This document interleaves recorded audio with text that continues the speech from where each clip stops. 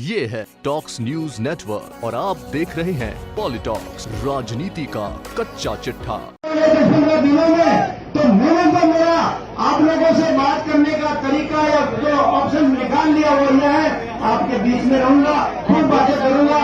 मैं अभी के संसद में इतना ही बोलूंगा कि राजनीति के बारे में इतना ही कहूंगा कि आप लोगों को जागृत रहना है। जब प्रजातंत्र में बेटे की बात आती है या चुनाव होते हैं तो सबसे बड़ी जिम्मेदारी और सबसे बड़ी जिम्मेदारी के साथ में अनिवार्यता मतदाताओं की है। मेरे भाइयों, मैं आपसे रहकर पिछले आखिरी दिनों में इस तरह की बातें भी बताऊंगा कि राजनीति सेवा है या राजनीति लूट खसोट मचने जा रही है। धीरे धीरे नेताओं की और राजनीति में कुछ लोगों की और कुछ पार्टियों की धीरे धीरे जो गरिमा गिर रही है, जो साख गिर रही है, उस साख को बचाना है। आपको सबसे बड़ी बात यह मिल गई, भारतीय जनता पार्टी का सहयोग मिल गया, हनुमान जी का छोटा भाई नारायण जी मिल गया। और इनके बारे में मुझे कहने की जरूरत नहीं है। हनुमान जी के बारे में जितनी भी बात करूं कम है। मैंने देखा है आज सरकार के 4-5 मंत्रियों के सामने इतनी भीड़ नहीं रहती, इतने काम कराने वाले लोग नहीं आते। मैंने जब भी देखा है नेताजी को कहा है, आप लोग इतने लोगों का काम करते हो, हिम्मत है आपकी, धन्यवाद आपको। तो जब आपने इनका काम देखा है और नारायण जी बेनीवाल के बारे में आप यहाँ का बच्चा बच्चा जानता है।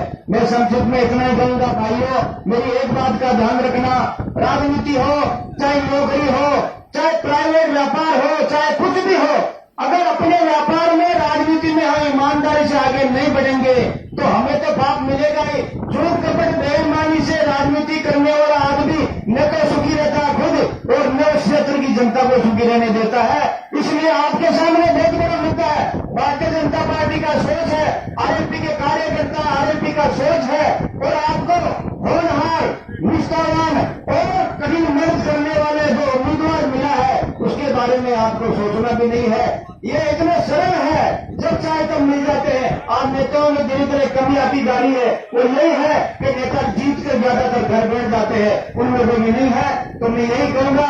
दूसरी में प्रधानमंत्री जी के बारे में एक बात करूंगा, आप लोगों को ऐसे रास्ते पे चलना चाहिए। आजादी के बाद में कोई भी प्रधानमंत्री ऐसा नहीं आया जिसने ये कहा हो कि मैं खाऊं मैं खाने दूं।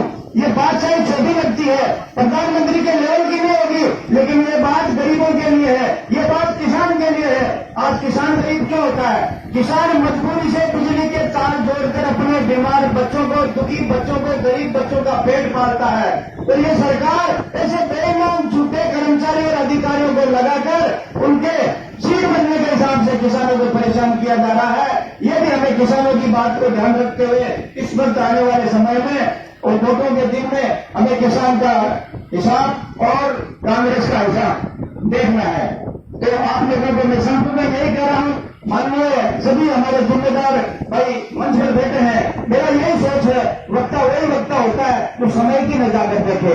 आप बीच में आप लोग आए, मेरी बात सुनी, मैं बहुत बहुत धन्यवाद देता हूं आपको। मैं यही कहूंगा दो चीज, हमारे किसानों की स्थिति क्या है, विकास क्या है। विकास की बात करें तो विकास तो माननीय मंत्री जी ठप्पी हो गया, सड़कें बंद है, तो सरकारी काम चल रहे थे सारे बंद। ये ज्यादा कुछ हो तो क्योंकि बार बार ये कह चुके हैं ना इससे पहले हमारे मुख्यमंत्री जी कि खजाना खाली है, खजाना खाली है। और अपनी तोहिन से, अपनी बेइज्जती से सच्ची बात फिर नहीं बोल रहे हैं। ये कह रहे हैं विकास के लिए खजाना खाली है, तो आप क्यों आ रहे हो फिर और आने वाले त्योहार में। इसलिए आपसे बहुत बहुत धन्यवाद। और इसी आवाज के साथ मैं फिर आपसे वादा करता हूं, 10-15 दिन में आपके बीच में रहूंगा, भजन भी गाऊंगा, तेजा भी गाऊंगा, सच्चाई और अच्छाई पर चलने वाला मार्ग भी बताऊंगा। सच्चाई और अच्छाई पर चलने वाला मार्ग वही बताए जो सच्चाई और अच्छाई पे चलते हैं। आप लोगों को धन्यवाद। भारत माता की धन्यवाद। राम साहब। ये है टॉक्स न्यूज नेटवर्क और आप देख रहे हैं पॉलिटॉक्स, राजनीति का कच्चा चिट्ठा।